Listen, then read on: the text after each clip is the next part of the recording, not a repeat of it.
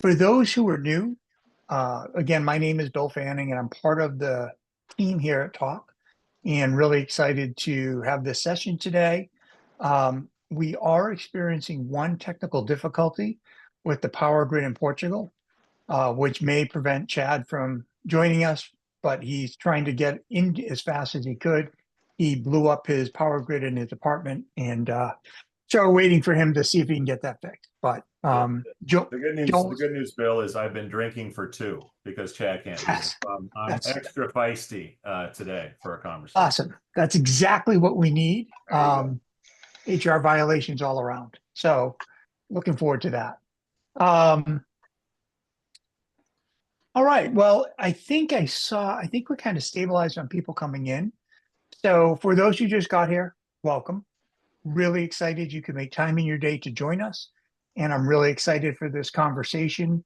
One of the things that I've experienced myself as a part of the team here at Talk is a lot of discussion around AI because it's such an invasive technology for everything we do. It kind of reminds me of Bluetooth, right? So at one point in time, Bluetooth was novel and it was exciting, and now it's in everything. And I see AI following a similar path where it's less about AI and it's more about how it's practically being used. And in this case, how it's practically being used in recruiting. So I'm excited for the discussion. I had one thing I just wanted to go over if I get to the right screen. Um, for everyone in the talk world, we're going to be rolling out this evening the new vendor marketplace. So tomorrow when you come in and you click on vendors, there will be a little bit of a different look and feel. There will be vendor pages. We have some newer sponsored vendors coming in. And again, for everyone who has been part of the conversations around this, the sponsorship of the vendors are to enable us to do more local physical events across the country for Talk members, happy hours, sessions, bringing in speakers, but enabling us to build and continue to generate an amazing environment for talent acquisition and for all of us to talk and learn about the things that are happening in the industry and just and get to meet each other locally and maybe have a great dinner along the way. So that'll be awesome. So that is going out tonight. The only thing that really affects everybody is we've simplified the sign-in process. So today, when you go to sign in, it gives you three options: TA, agency, non-TA. Tomorrow, when you come to log in, it's just going to say sign in or sign up. The system will know who you are. So you don't have to pick an option. You just say sign in. LinkedIn validation will still be there, and you'll come right into the platform. It's a very small change. The goal is to simplify and make the UI easier, and we think that it will be a great improvement. On a side note, if anybody has any vendors that you feel other members would benefit from learning about, please just recommend them to me. They can come in, be part of our vendor marketplace. We can refer them, learn about them, but that's the goal, is to learn about new technology providers that can help us accomplish the jobs that we have at our individual companies. And that's it. We will have a flash sale for RecFest starting soon. So if anyone wants to go to that, it'll be a great opportunity to save a little bit of money. So with that, we have, our speakers, Joel Cheeseman and Chad Sowash, hopefully. But I've had the privilege of knowing Joel. Oh, I'm not going to say how long, but he became a fan favorite of mine when one of his articles caused somebody near and dear to me to stand up and throw a chair because they were so mad about what he wrote. And I was like, I love this guy. I have to meet him. So since then I've known Joel, and I've loved his snarky approach to talking about technology. So hopefully nobody will throw a chair today, but definitely we'll have a great conversation. So with that, I am gonna turn it over to Joel, Sure. and we'll start the conversation. And excited to talk about this area. It's really important. So Joel, take it away. Sure. Thanks for having me. This is my first talk. Is this a webinar? Zoomcast? I don't know whatever it is. I'm happy to be here. Bill has assured me that it will be a lot of conversation and not just me talking at you. because that would be no fun unless we're all drinking, which I don't think we are. It's the middle of the day for most people. I am the younger, taller, and less follically challenged member of the Chad and Cheese podcast. Chad is my co-host. At one of the last SHRM conferences, I went solo, and we literally bought a life-size cardboard cutout of Chad in a bathrobe, which we had in the booth. Unfortunately, because I didn't know he was not going to be here, I could have had cardboard Chad join me today, but otherwise he won't be here. Yeah, so I'll give sort of my lay of the land and what I think are interesting. Certainly, Bill, let me know if I'm going head in the right direction. Obviously, hopefully people can start chiming in with questions. I got the chat over here. Bill, if you want to watch that and like key me into any questions. And I expect to learn more, frankly, from you folks than I dish out in my little soliloquy here. But I think that my big take on this 30,000 foot view is we've had almost a perfect storm of some just events in the world coinciding with events in technology that have really impacted how recruiting is done and how organizations think about recruiting. To me, those three instances or things that happened, the work from home and the return to office trend. So that was a reaction to the pandemic. Everyone was home. You have a certain number of companies saying we're coming back to the office, a certain number saying, hey, we're work from home, and work from home means our talent pool is global. And that has caused a very different sort of set of tools in terms of recruiting. So companies have been sort of scattering about how do we evolve to this reality? How do we change? How do we adapt? To me, that's been one of the major occurrences in the last 5 years or so. The other one that I think has really impacted recruiting is the year of efficiency. If you're familiar with Elon Musk, you're familiar with Mark Zuckerberg. Certainly, if you recruit for tech, you've seen a major change in workforce numbers over the last 2-3 years. Companies have figured out they can do more with less. They don't need the massive headcounts that they've had. And obviously, recruiters have been on the negative end of that and been let go en masse. So a lot of our recruiting brothers and sisters are caught between a rock and a hard place in finding work. The other thing that I think is happening is the trend of upskilling. So in other words, how do we recruit from within? Instead of the traditional way of post a job, get resumes, interview, and go through that process, how can we take who we already have and give them the tools and the skills to take on that next role, to upskill them in the organization? And I think a lot of organizations are at least considering, if we're moving people up, do we have to replace their old position? Or can AI do that job? Or how much of that job can be done by AI? Or can we do that job with fewer people? So companies are looking to move people up instead of recruit from outside, and they're looking to replace that position with automation. And I think that's a huge impact on how we recruit and what happens there. I think the silver lining in these sort of three mega trends that I see, if you will, is that recruiting and HR have always talked about, we want a seat at the table. We want to be there in the C-suite. We want to decision strategy. We want to be part of that. If recruiting is doing less of scheduling, writing job descriptions, reviewing resumes, if they're doing less of that sort of tackling and blocking, it leaves more room for strategic thinking. It leaves more room for, how do we as a business become better, more profitable? How do we grow the business? And once recruiting can start delivering conversations, ideas, creativity in an organization that's not just, hey, schedule these interviews, then I think there's a real opportunity for recruiting, talent acquisition, et cetera, to get a seat at the table and really have an impact on strategy and how business works and goes forward. So I think, although things have been really weird last 5 years. There's been a ton of challenges, a ton of layoffs, people trying to figure out where they fit in this new world. I think there's a real opportunity for the recruiter that embraces the change and adapts to I'm going to be a bigger strategic thinker, and in doing so, I'm going to get our department, our arm of the organization, a much more comfortable seat at the table, whereas they may not have even had a seat at all. So that's sort of my big takeaway of what's happened, what I see in the going on in the future, how you can adapt. I'm sure these are conversations that go on all the time in the organization, but that's sort of my takeaway. Certainly, vendors, if you listen to the show, and if you don't, certainly I encourage you to do so. Just search the Chad and Cheese podcast wherever you enjoy podcasts, or check us out on YouTube.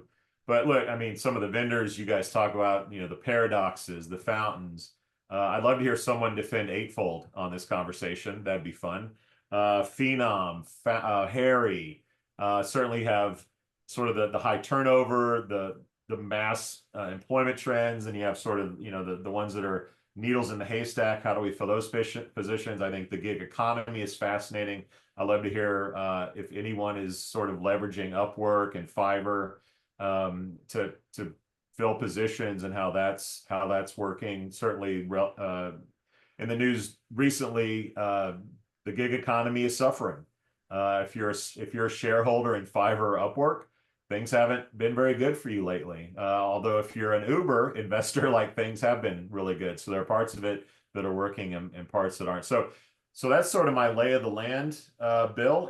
If you'd like me to pontificate further or opine more, I'm happy to do that. But would love to hear any questions or conversation items from the audience.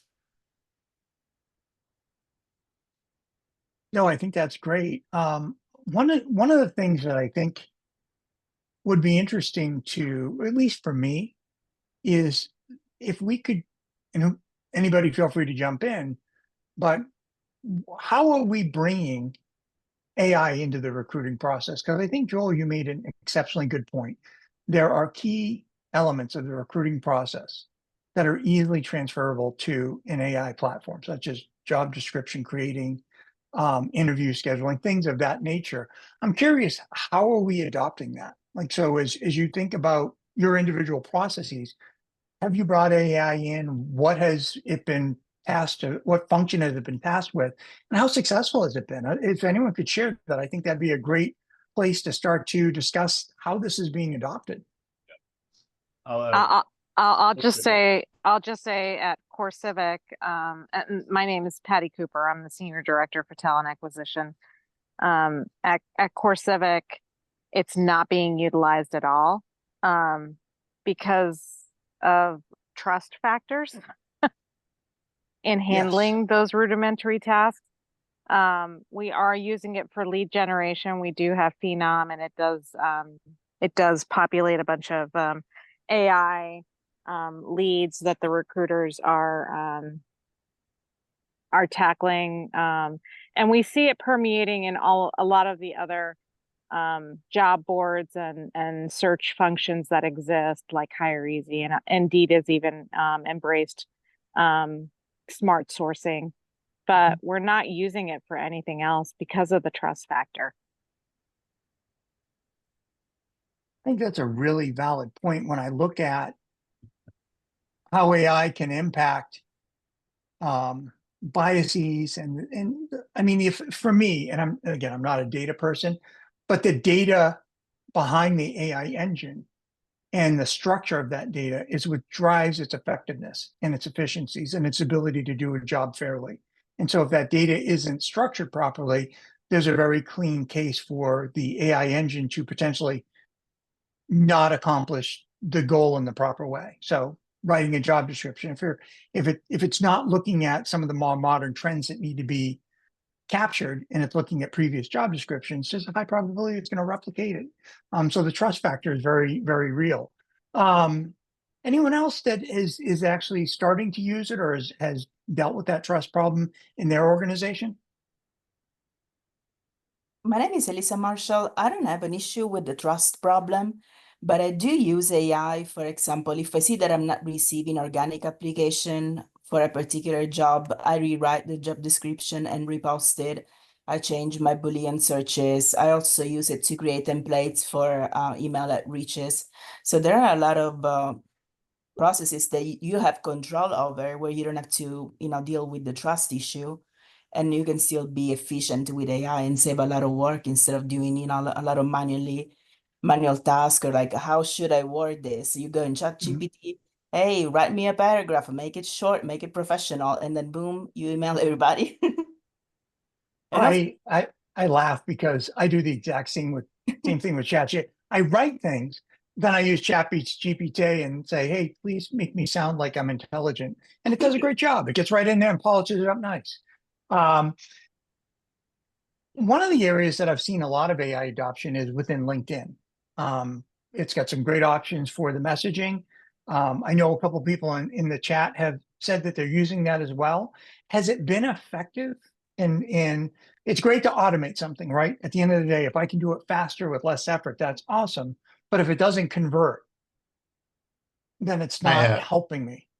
Patrick Kelly here from Healing Partners. We use the LinkedIn and the Indeed AI options to both write the outreach. And then for LinkedIn, we found it actually works better with the follow-up, because you can set the follow-up and you can set the messages a little bit differently. So it actually gets more responses, because we're usually 2 to 3 before anyone responds for the healthcare positions we're working on. So.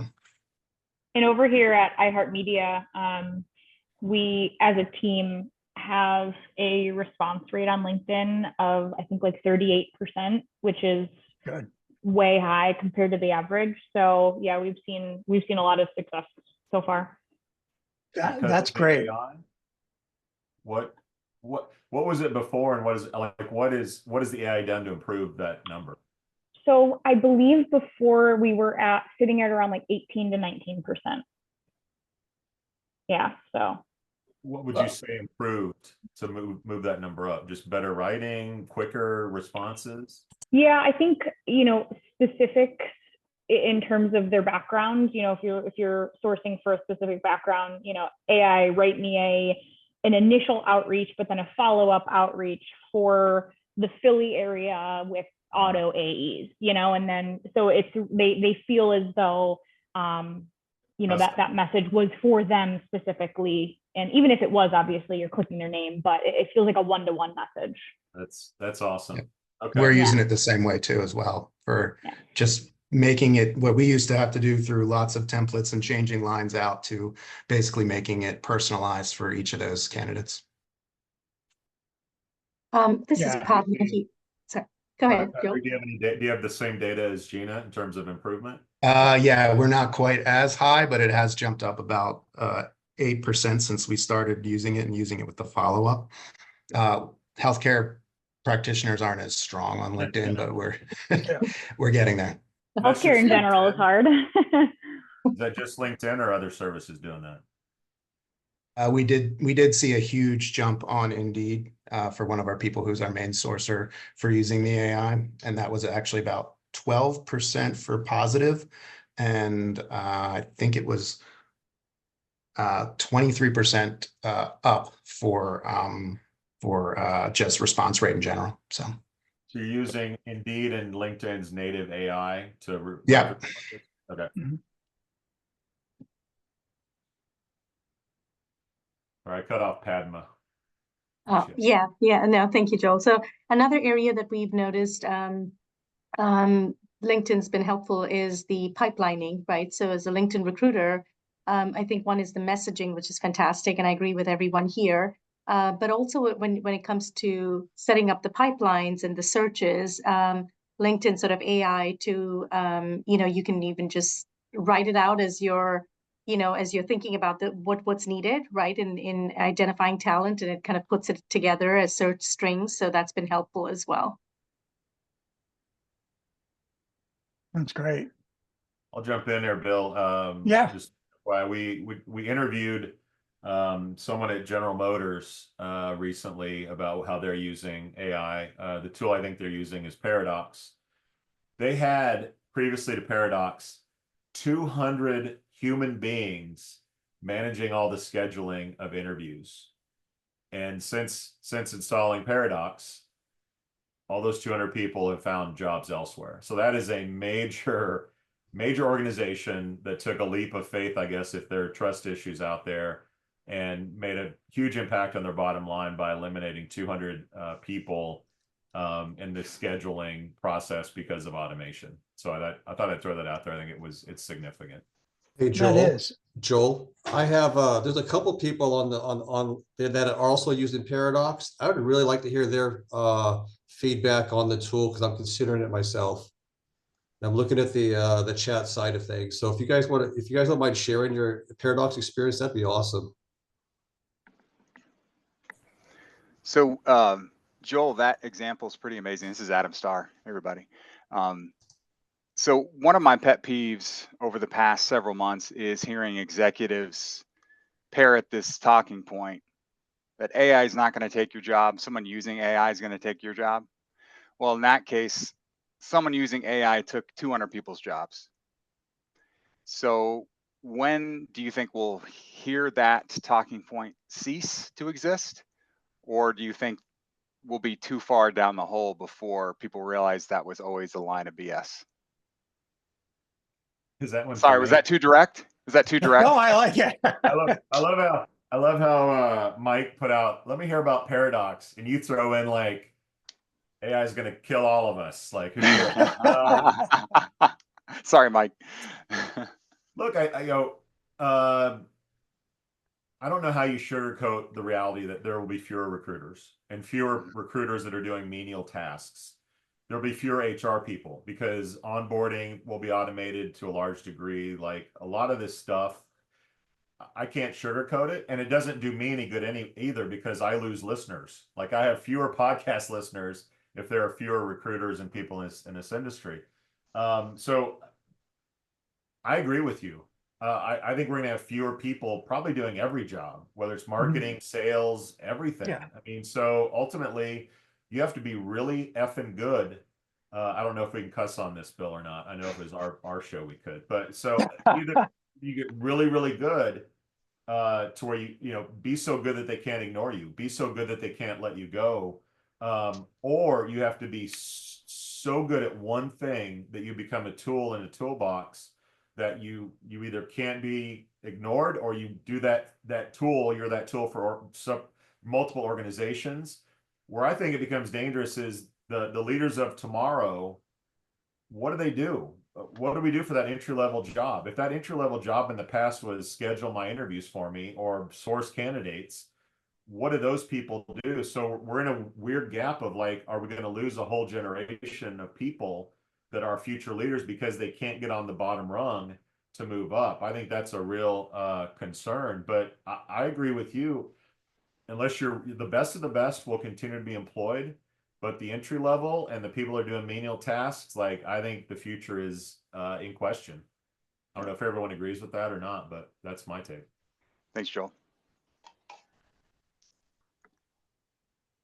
I do think that there is a challenge in some of the roles that we could sit in to certainly think about the effectiveness of the role compared to how quickly it could be automated and done. And I think about sales a lot because a lot of that's been my career, but I think about BDRs, SDRs, a lot of the demand gen that's being done. Some of those roles today could quite easily be replicated by an AI engine and do more. And the proof point to me is the conversion ratios you just said about LinkedIn. Right. So that if you think about that in because recruiting has some overlapping similarities to sales, your conversion ratios are going up. And so then the question, if I was a sales leader, as a recruiting leader, I'd say that's absolutely what I want. Let's use more of that. And we don't need people doing it. Or we need one person that's really good at managing the process. We don't need 6 people writing the emails anymore. So I do see that as a very clear foreshadowing of some of the areas that can be impacted by this. But we could go back and talk about Paradox because I think we didn't answer that question well. So I'd love to hear if someone disagrees with the less jobs in the future. Yeah, that's true. Opposing viewpoint, I'd love to hear that. Yeah, any Paradox users out there? Hi, my name is Jennifer Suddeth. We utilize Paradox, and I put that in the chat. The interviewing and things that it does, what it did for us, it didn't eliminate any jobs. It freed up time for our recruiters to do other things. So they don't spend all their time rescheduling interviews and scheduling phone screens and things like that. So it's helped them to find more time to work on the other things like leads and talent pools and things like that. So and they've really enjoyed it. I think what's important to note is that Paradox, I think someone put in the chat something about turnover and support. We have a dedicated person that is on top of them all the time to make adjustments that we need and things like that. And so it's taken about a year for us to get it kind of really where we want it to be. But I think it's because we have someone dedicated to making sure that they hear our needs and that their support is always being bugged by us. But it didn't eliminate jobs. I'll say that for us. Hi, this is Haley with Lowe's Hotels. I'll echo what Jennifer stated. It did not eliminate jobs for us either. It just removed a lot of the admin work. We have kind of an interesting setup. We have hotels who have individual recruiters on site. In Orlando, we have 8, soon to be 11 hotels. And so we have centralized recruiting that supports those properties because it's more of a campus setting and very high volume. And Paradox was able to accommodate sort of a round robin calendar set up there where they're able to kind of dump people 6 at a time per half hour's time slot onto the calendar, and recruiters just kind of, pick them up as they're available. So it's really been very effective from that standpoint. We also use the chat bot that we created for answering questions and for hourly applications. So again, via chat or via text, people seem just very responsive. So our application rates have increased, and we've seen a very large reduction in and being ghosted. So because it gives you the reminders, they have the opportunity to reschedule, things like that. So all of that has been positive. We integrate with Workday. So our Workday kind of recruiting process is a little complicated. So we've seen some bumps just tied to, that piece of it, some of the way that they talk back and forth between each other, but overall it's been a pretty positive experience. That's great. Matt just asked a great question, which I think is really interesting. We're fundamentally, we're talking about process automation of tasks, which I agree wholeheartedly, right? That is core to what AI has been able to do. I'm curious, has anyone seen AI replace some of the more high value work that recruiters do? And being able to take over answering questions, nurturing talent pipelines, creating talent pools, some of the things that in my humble opinion require that peer-to-peer relationship happening, where we have to have the conversation to get somebody excited about that conversation. So I'm curious, has anyone seen that as an impact? I'll throw out Bill, TalkPush, an organization that's been around a while. They just released basically an audio interview tool that sounds pretty damn close to a human being. You've all probably seen or heard of Air.ai. I think it's more of a sales tool, but it's coming around. Both Tesla and Apple use tools that are phone conversational tools that sound like a human being. So I'll just throw out TalkPush in our space, but it's only a matter of time. And with video, like I don't necessarily have to be real to be talking to you now. I could be an AI generated video, and all that stuff is coming. So there may not be tools today, and recruitment tends to be the last in line for new tech. But I can tell you in the sales world, in the marketing world, in the customer service world, this stuff is happening. And it's just a matter of time. Yeah. One of the areas that's really interesting to me, how many people are familiar with Copilot AI? I think everyone's pretty familiar with that. And for some reason, Copilot AI has determined I'm a horrible interviewer because it's in all of my social media feeds, even though I'm not interviewing. But one of the things I've been waiting to see them do is go from being a Copilot to recording a 30-second video of you and then replicating that in an avatar and doing your interview. Like, I don't think that, I know that sounds far-fetched, but I really don't think so. I think it's right there. So I'm curious, that will be from a candidate standpoint, a challenging aspect for dealing with people and actually having now to debug the interview to say, okay, well, are they pausing because Copilot's answering, progressing to, is this the real version of the person, or is this an avatar? So be really interesting to see how that evolves. And by the way, that road goes the other way. More and more people are talking about job seekers who are AI and not the real people. And that's a whole other, can of worms that we're going to have to deal with. Yeah, absolutely.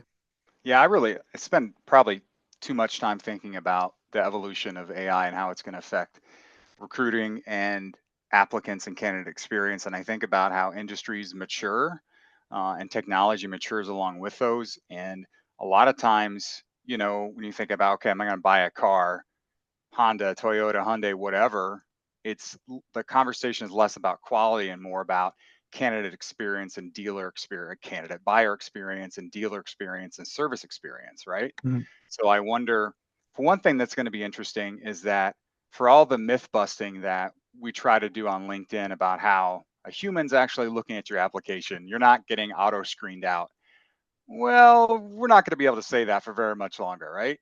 And so we're going to lose, I think, a lot of trust when this actually does happen, and happens at most companies, certainly most enterprise level companies. And I think that as AI gets cheaper and technology gets cheaper and there's more competition on these AI provider scales, all companies are going to be using it. So the companies that differentiate themselves on candidate experience are going to swing back and employ more humans. Yeah.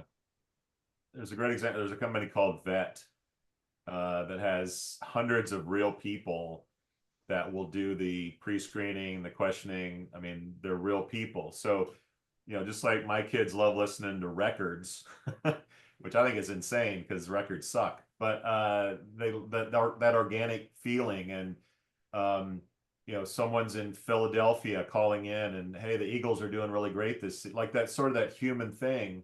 I think a lot of companies will want to embrace that. And where the balance ends up, I don't know. But some people will be fine with automation and maybe prefer it. Some people will love that organic, that human touch, and we'll see how that plays out. For example, I could never imagine In-N-Out with an automated ordering system. It would totally kill the brand of In-N-Out. So there are companies that won't go that route. And they're a private company, so they don't have shareholders breathing down their neck to be more profitable. But we'll see who wins and who doesn't, or who attracts what kind of candidates, whether it's human process or we're going to send you a robot. To follow up on the trust area, just a quick question. How many people measure candidate experience for the people that are coming through their recruiting process as you've used that AI for scheduling and things of that nature? And with that technology and your time being freed up, have you been able to provide a more organic discussion with have you increased the candidate experience because you as the recruiter are more present? Has anyone seen that happening?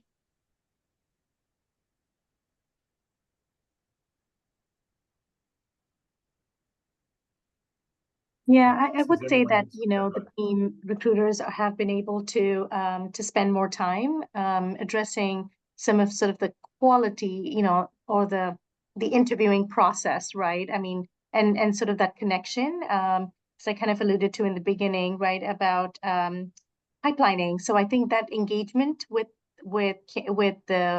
talent, not just for open positions, but for future pipelining as well. We've seen some of those, sort of be for us to be more proactive and kind of spend some time with candidates. I think that's helped, right? While the mundane sort of aspects of recruiting and search strings and sort of email strings can be taken care of by AI. Yeah, absolutely. I think, Bill, obviously the black hole of resumes is still a thing. And I think ghosting obviously is still talked about. Interesting conversation. Aman Barar, who was founder of Canvas, who was eventually acquired by JobBite, made a comment to me that said, text recruiting is anti-ghosting magic for people. So I don't know if that's changed or not. That was a few years ago, but my guess is if if you're using an automated text tool or something that's in a conversation, you're getting better scores because job candidates would prefer that over the black hole, even if it's a robot. That's what we've seen in a lot of the data. That's a very good point. I actually studied that my last startup, and the average ATS generated email has a 40% open rate because of Google's algorithms to detect spam and what the ATS system puts in there, starting with the do not reply at whatever the can be. But a text to a candidate has a 99.1% open rate. Yeah. So if you have 10 applicants and you email them from the ATS system, 4 of them on average get it, 6 don't. And And you 90% text get open within 15 minutes. Or Yeah. gets in 15 minutes. So yeah, it's still very impactful. They've done a really good job of not being killed by marketers in Yes. texting so far.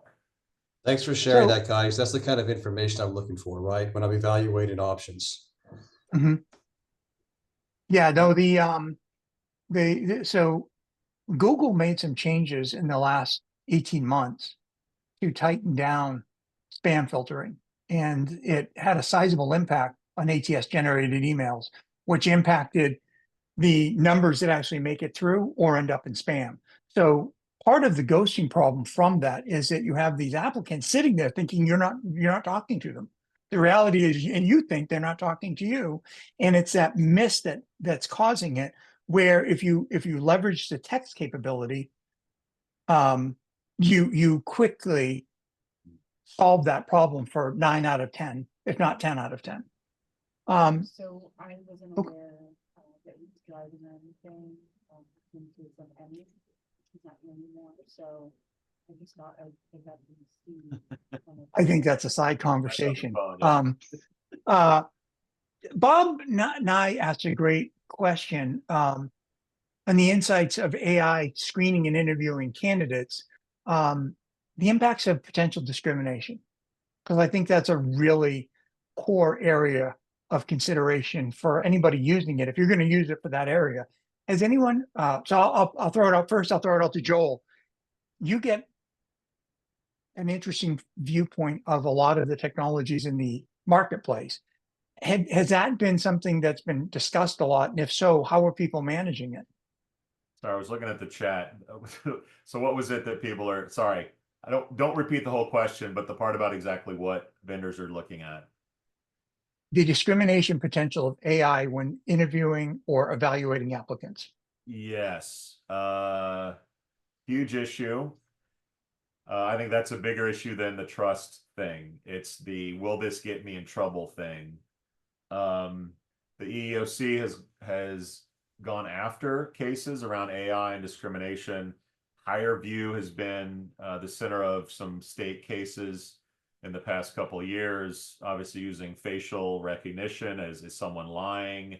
Is someone, like, are they stressed? Like, when you work with diversity, people with darker skin have less sort of impact on how the sensors work. If it's voice, if someone has a disability and they can't talk sort of like normal, as we would label that, that gets you in trouble. They could be perceived as lying when they're really not.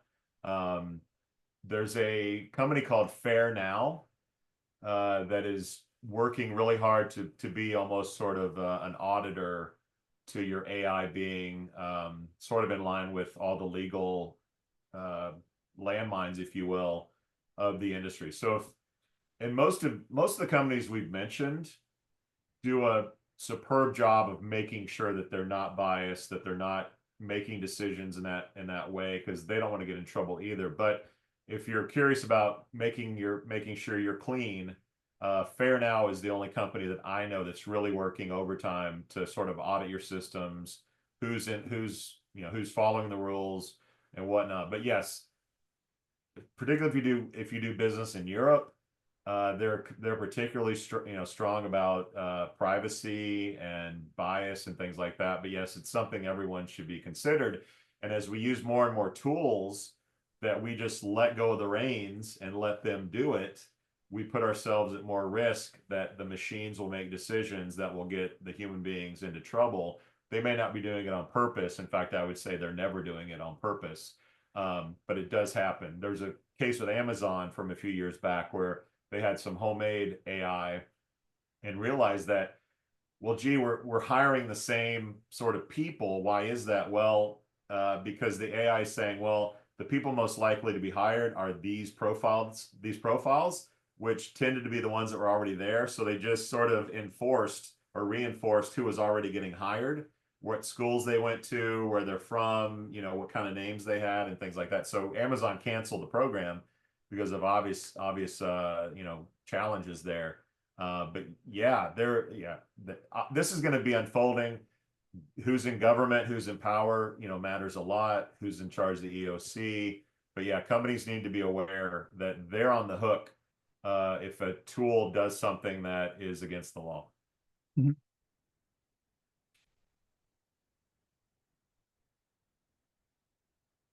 And the awkward silence follows. Everyone's like, oh shit, I didn't think about that.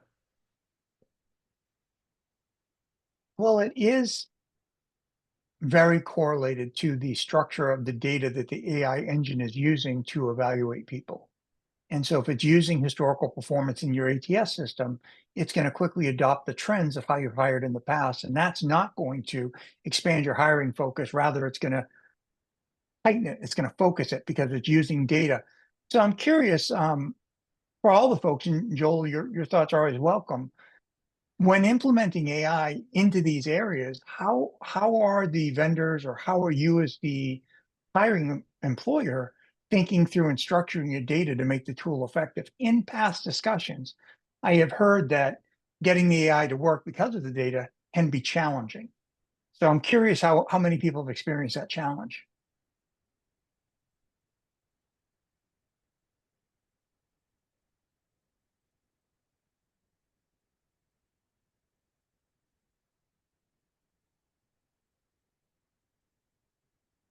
We need the cricket soundbite.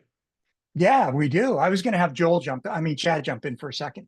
But I do think it's coming and evaluating the AI, being part of an AI organization, definitely a concerning element to making it effective in not discriminating.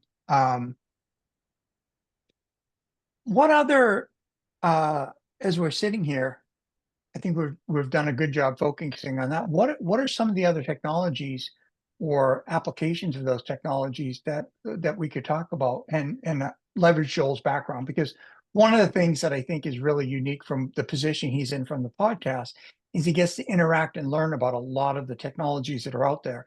So as we're sitting here going into 2025, thinking about, do I need a new ATS? Do I need to add a CRM?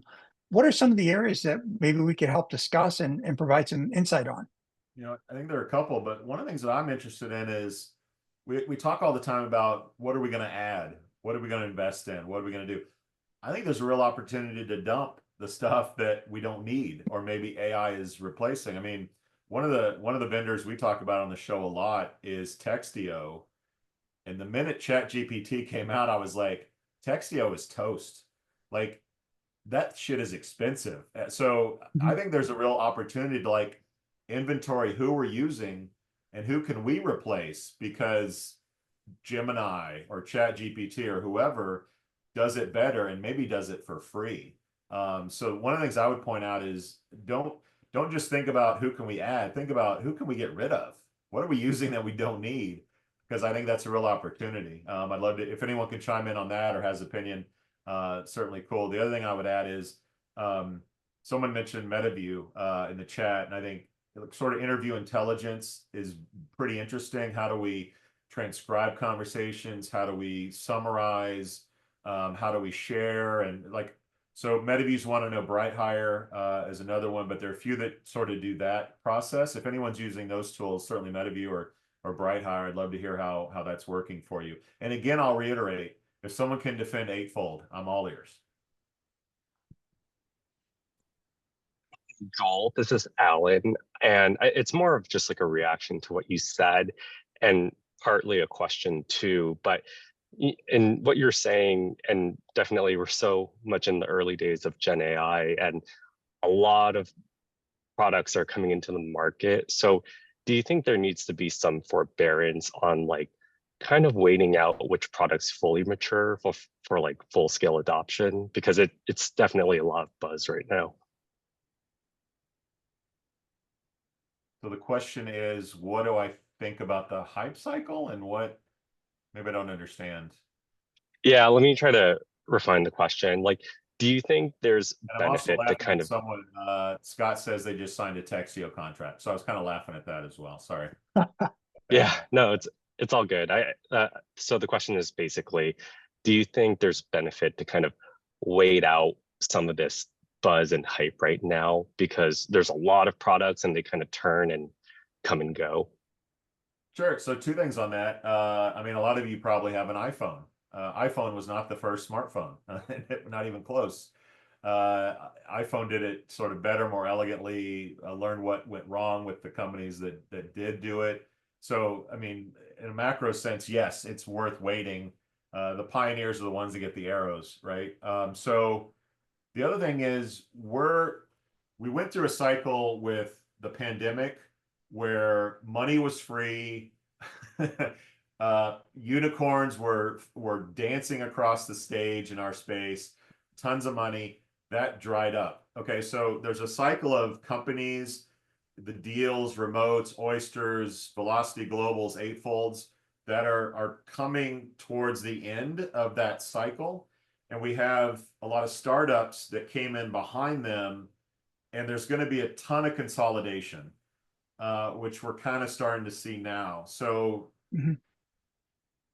if before you use a service, I'm guessing all of you are premium LinkedIn users. Go look up the company, go look at their headcount, go look at the last time they got money from venture capital. If their headcount is decreasing and the period that they made money is in the 5 to 7 years after they last raised money, they may be a cautionary tale of, should I invest in that service? Because they're on the way out of the ecosystem more than likely. Now they may be consolidated by a bigger fish. They may still be available or repackaged as something else, but do your homework on a company. Go to LinkedIn, go to Insights. Are they growing headcount? Are they raising money? Like, how do they look as a business before you invest in them? Because we're going to go through a period, God help us if we hit recession, geopolitical turmoil, World War III, who knows? But we're going to see a lot of companies get flushed out of the system, I think, in the next 2 to 3 years. So do your homework on who you invest in, because they could be a risk that you don't want to take. Joel, I put this in the text. I'm going to ask you real quick. Should I run away from Eightfold? I'm hearing some chirping in my company, and I'm like, well, I don't see it, you guys. This could say yes or no, and I'll leave it at that if you want. All right, somebody raise their hand. Who's Eightfold user? Come on, nobody? Somebody is. They don't want to admit it. Anybody been demoed and impressed and into it? All right, there's your answer. Gotcha. If you have this many, like, this is the creme de la creme of TA, right? Like, these are the people that give a shit about this stuff. If they're not vouching for Eightfold, there's your answer. That's why I'm here, buddy. Thank you. Can I ask a question? Go ahead. Yes, definitely. Yes, thank you. This is probably very elementary, just because I just started with a really, really large organization and we're pretty antiquated in some respects. So one of the things that we're implementing, because they're not utilizing it now, is we're looking at implementing some sort of automated scheduling tool. And we have access to some free tools, for example, like MS Bookings through our office.com account. This Paradox system that you referenced earlier, does that have the capability of scheduling larger meetings? For example, an on-site interview for a candidate with several different representatives, or is anyone out there using something that has been useful? Like, we have a few Paradox users. For sure, I know you can automate the scheduling. Whether or not it's like multiple interviews, I don't know, but I would guess so. My research from Paradox, Stephanie, and just research, is that it's good for the small interview teams. But I have a lot of small interviews. I got some 12 and 13 interview teams, and my tax can handle the big ones on, manually, and let them run all the small ones through Paradox. That's kind of how I see it, the way we have things structured here. There might be some, real world case stories out there.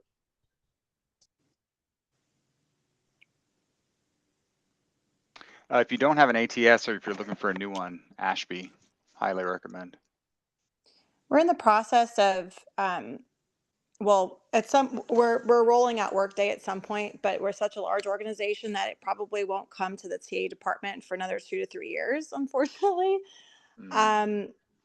But essentially we just, I'm looking for a way that we can alleviate our tops, because there might be 4 or 5 people on a panel. And I have not seen a tool out there yet that allows you to do that for you. Well, for Workday, just from an observation standpoint, I have heard a lot of Workday users from a scheduling standpoint talk about a platform, Rooster, as being a very effective platform. On a side note, also being an expensive platform from a budgetary standpoint, but effective. Thanks, Bill. We're comparing the two, Rooster and Paradox.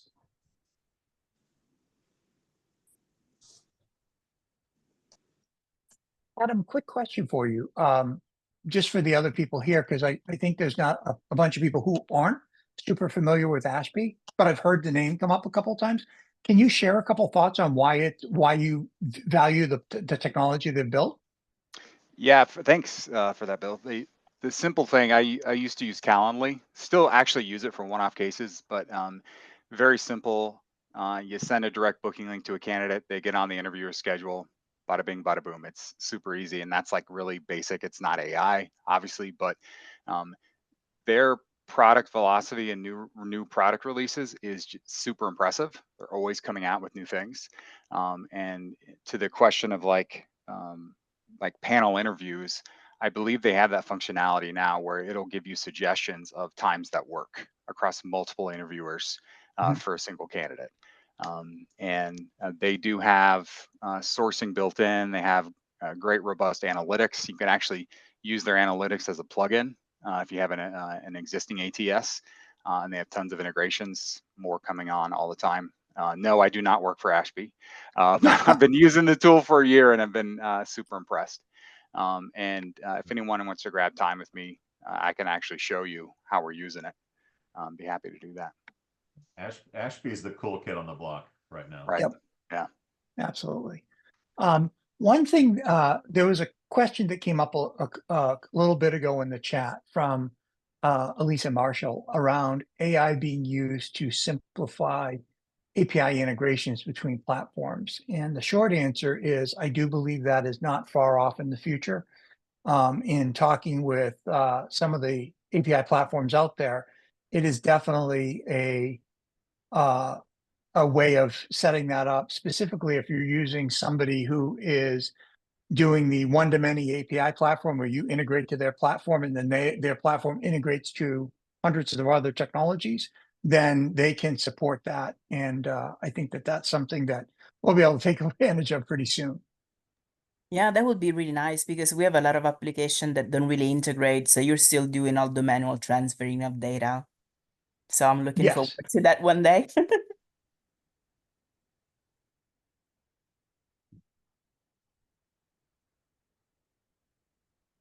Awesome. Well, we have about 5 minutes left. So what I'd like to do is just see if anyone has a question for Joel that we could make sure we had time to answer.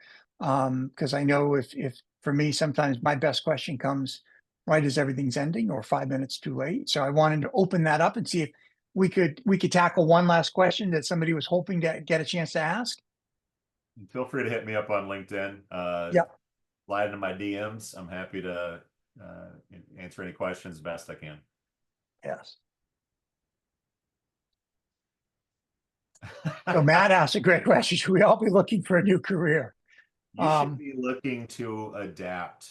Charles Darwin said it's not, I'm butchering this, but basically it's not the strongest, the fastest animals that survive. It's the ones that are most a bit able to adapt to their changing environment. So my advice is you don't necessarily need a new career, but you may need to adapt to the changing landscape of your career, which means always be learning, always be improving, always keeping your eyes and ears open about what's going on and what new technologies are out there. So I wouldn't necessarily like say dump your career, but the career is going to be more challenging and demand more of you to be successful. The good news is that if it was easy, everyone would do it. So the good news is fewer people will do it, which means higher value, which means hopefully higher paychecks and salaries, which is the good news in that. Yes. Yeah, it goes from being a tactical from an employer standpoint, viewing TA as tactical to becoming strategic. That's right. And being a Get off the necessity. ledge, So Matt. Get off the ledge. It's okay. yeah. All right. So couple thoughts. One, if conversations like this are powerful and you've learned something, I highly encourage you to look at some of the Chad and Cheese podcasts, because this is a phenomenal platform for similar debates. And I listen to it and learn from it, which is awesome. And definitely wanted to thank everybody for being here and for your participation. It's been a great discussion. We got a couple minutes left, so I definitely don't want to end early, but I just wanted to get that out there. The only other plug I'll give is, if looking at some of these technologies that are TA centric is interesting. And I'm only saying this because I'm a fan, not because there's any promotional aspect of it. RecFest is a great place to go, even if you just walk around for a day. There's a lot of leading TA technologies and discussions happening there. That's why I'm such a proponent, because I literally, that was the first trade show I walked away from going, holy crap, how do I digest all I just learned? Usually when I leave HR Tech, I walk out going, holy crap, how did I end up losing so much in poker? So that was the difference of those two events. So Chad and I will be there. Yep. I can't promise sobriety, but I can promise that we'll be there, hell or high water. There you go. Nashville. Baby. Awesome. Yep, Nashville it is. Well, everyone, Bill, can I just add one other thing? We talked Yeah. about so many different platforms, and so many people had great insights. And Bill had mentioned at the top of the hour that we were relaunching our vendor directory, and it's going to be a lot more user-friendly, a lot more useful. The thing that makes it the most useful is for all of you that came in and gave your verbal reviews of Paradox and Rooster and whatever it might be.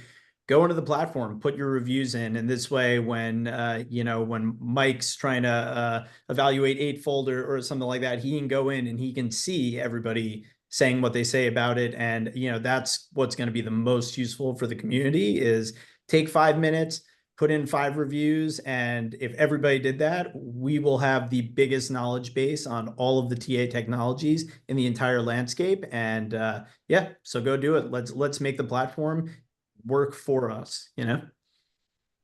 Absolutely. Thanks. That's a great plug. Now, great suggestion, Norm. I appreciate it. Awesome. Well, it is 2:00. We try and end on time and keep us to a 60-minute window. Again, thank you, everyone. This was a great discussion, and I really enjoyed all the insights on the different products and platforms and technologies that we're using and the questions we have around them, especially around Eightfold. So that seemed like to be the highlight technology to be wary of. And so we won't use this as a promotional video for them. And everyone go have a great day. So thank you, everyone. Really appreciate it. And we'll be back on schedule for Thursdays next week. Thanks, Bill. Yep. Thank you very much, Joel. Really appreciate it. See you, everybody.